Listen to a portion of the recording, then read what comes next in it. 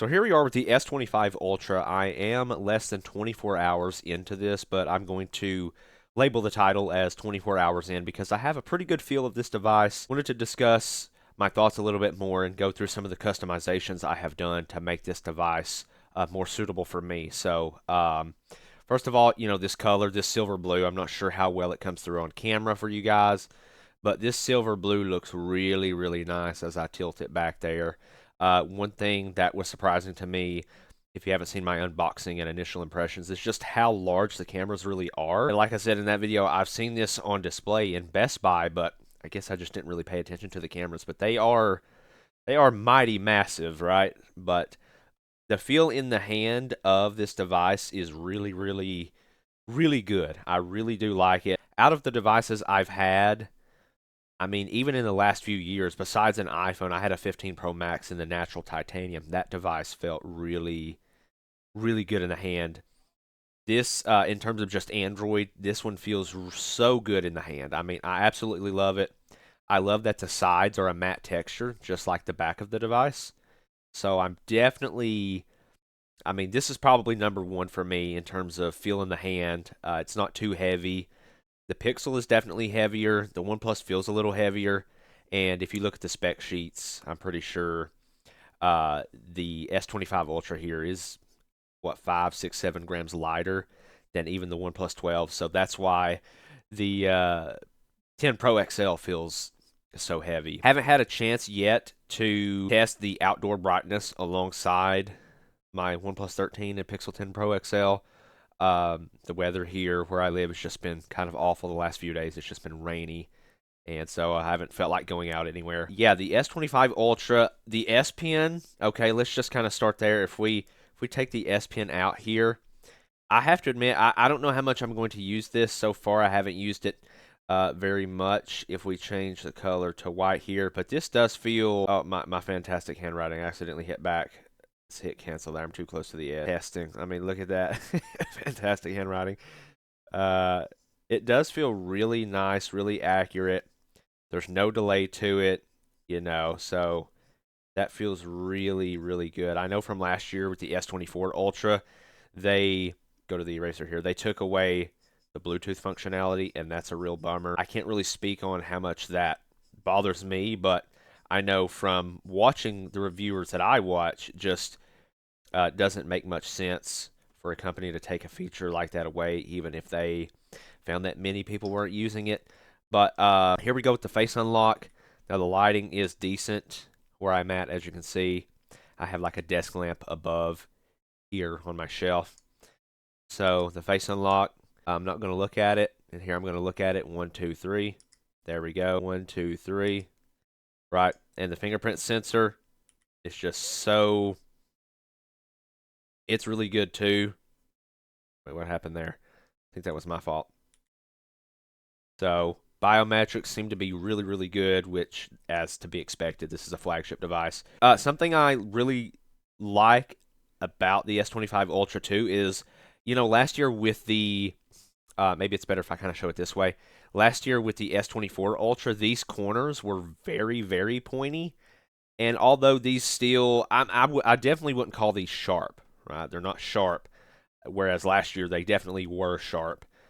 This is more sharp than I'm used to, but not bad. I wouldn't call this bad, right? But I love this boxy design. So let's talk about some of my customizations that I've done.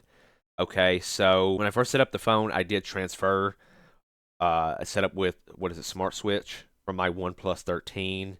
And it brought over all my pictures and I believe all the apps, but it didn't, put them in my folder. So, my setup here on my home screen is very similar to what it is on my OnePlus and the Pixel, just because this is what I'm used to.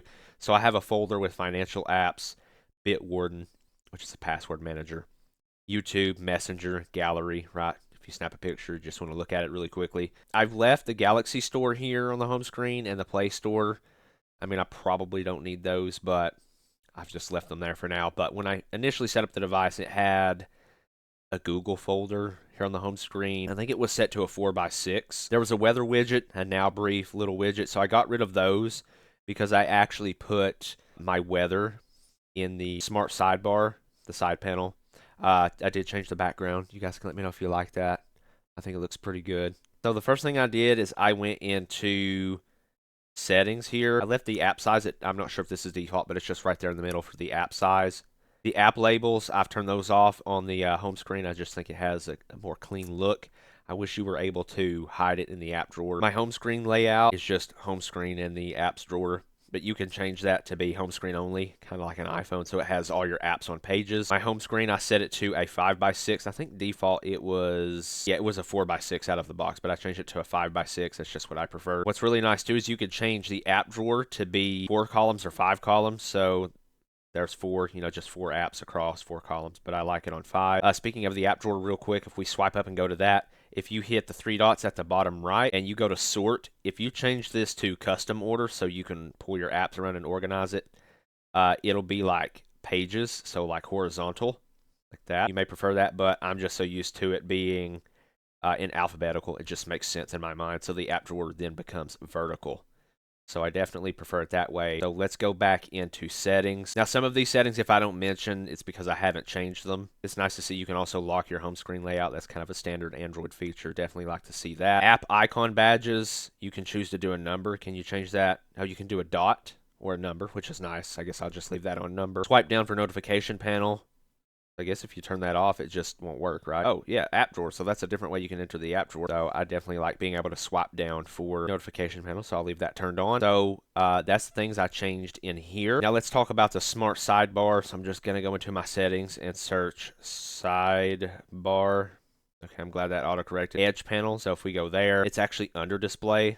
So edge panels, it's turned on. So you can customize the handle, which, is this little navigation bar right here on the side. I like to put mine kind of naturally, this is naturally how I hold the device in one hand, so I like to put it near where my thumb is so I can just kind of, whoops, I went back. Great demonstration. So I can just kind of swipe out like that, But you can customize how far up or down you want the bar to be. Apparently you can change the color. I've chosen to lock the handle in place once I had it set. The size, sorry, that is not up or down. That's actually on the side here. See this little navigation or these little arrows on the side? That's how you move it up and down. This one here is transparency. So if you want it to be more transparent, mine's kind of right in the middle. Definitely glad to see that you can customize the side panel bar, the actual handle. Now, if we jump in and take a look at panels here, what you can add to it. Now, I don't remember this in previous, I had a Flip 5 a little while back and a Flip 6 for a short period of time. I actually returned that device because it just wasn't much of an upgrade overall other than like exterior design from the Flip 5. And again, the last Galaxy candy bar flagship I had was an S7. So there's lots of things here I just don't remember. So apps. So you have these little circles here you can put checks in. I've just checked them all because I want all of the features. But as I use the side panel more, I might come in here and untick some of these. But apps, it just kind of speaks for itself. So, you can launch apps. So there's what I have in there. Banking app, my carrier, email, maps, calculator, Discord is in there. People, this is for making quick phone calls. So we swipe out and we swipe over. Home, my mom, dad, my fiance, right? Pretty sure. And if you tap on one, what's really cool is, whoops, I went too far. So can we swap back? What's really cool is when you tap on one of these, you can hit call or text. So that's really, really handy. And that, it's features like this that just make the, the OnePlus has similar. The smart side panel is not as in depth as it is here on the Galaxy, so I definitely can appreciate that. But it's things like this that make this experience on the Galaxy more intuitive than this whole AI craze on the Pixel. Stuff like this, everyday things that people do. This just feels more intuitive than, and the smart sidebar. The Pixel doesn't have anything like that. So moving on to weather, that kind of speaks for itself. You can see the weather in there really quickly. Tasks. So different actions. So, and you can hit edit here at the bottom and add different actions. But I've chosen to do like a detailed calendar event, add an alarm, record alarm. But you can scroll through these over here. You may find some of these more useful. The ones I picked out as most useful to me. So that's tasks, tools, which I just now noticed you can hit edit here at the bottom. So It has a compass, so we can hit edit here for the tools. Oh, it's just, I guess it's just a compass, right? Use location data is all that's in there. Next is the clipboard, so you can see some things I've copied there, and it'll be in there. You can also clear it, which is really nice. You can clear the clipboard. There are some things that I've copied previously that are still in there. Reminder, so you can like set up a reminder, and it will be in here. Plenty of features here in the smart side panel, which is again one of my favorite features of a device. I've become really accustomed to that. It's not as in depth on the OnePlus, so and I wish it was, but I definitely like the edge panel better here on the Galaxy. So that is some customizations I've done. Also, I've turned on extra brightness, right? Dark mode. I prefer to just keep my screen resolution at full HD. You can of course set it to 1440p if you like. My screen timeout, the reason I've set that to 10 minutes is, for making YouTube videos. Don't want my timeout to be too low. The screen zoom, I have changed this because I do have a vision impairment, so this might be default, but in terms of like the font size, pretty sure that I changed that. Where is font size? Right here, font size. Bold text is a must for me. I always turn that on, and there's what my font size is set to. And so far, it's pretty easy for me to see. Also, I went into developer options. Okay, so here we are in developer options, the window animation scale, the transition animation scale, and the animation duration. I've set those all to 0.5x because on the standard 1x, I feel like they're just a little too drawn out. Normally, I don't do this on any of my Android devices, but I felt it was kind of necessary on the Galaxy just to make it feel a little bit more snappy. I feel like the animations are a little too drawn out on 1x. I don't like this. You see how, like, when you exit an app, how it draws back down to the icon. If you guys know how to turn that off, let me know. I'm not really a fan of that. But again, the 0.5 helps a little bit with that. Now, under the battery section, if you go to battery protection, I've turned that on and set it to basic. And what that means is when your device hits 100%, it'll stop charging and let the battery drop down to 95% and then start charging again. That's just so your battery's not constantly sitting at 100%.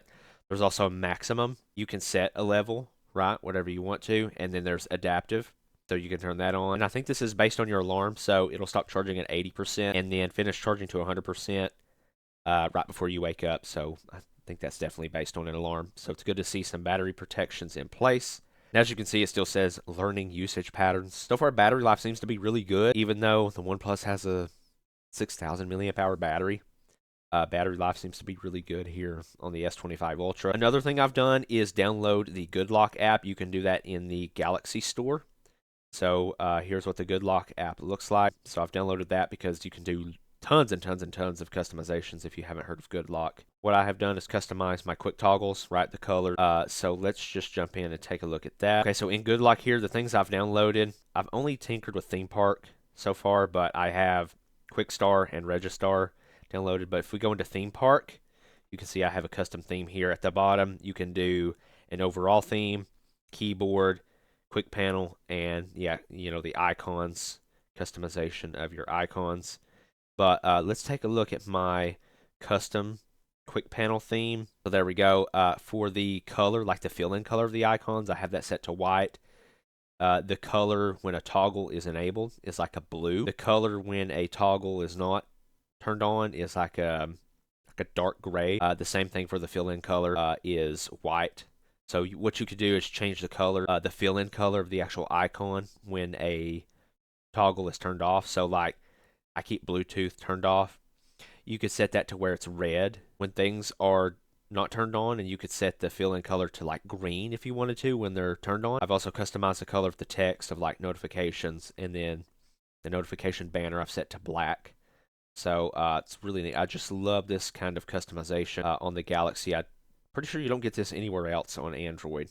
You can also customize the color of the brightness slider, which is nice too. So that's what I've done also. I also changed my keyboard over to Gboard just because I think it's better than the Samsung keyboard, and I went through and customized all my preferences for Gboard and changed the theme of the keyboard. That's something I usually do on all my devices. Something I wish I could also do is when I swipe up for the app drawer, I wish I could have it to where the keyboard pops up automatically.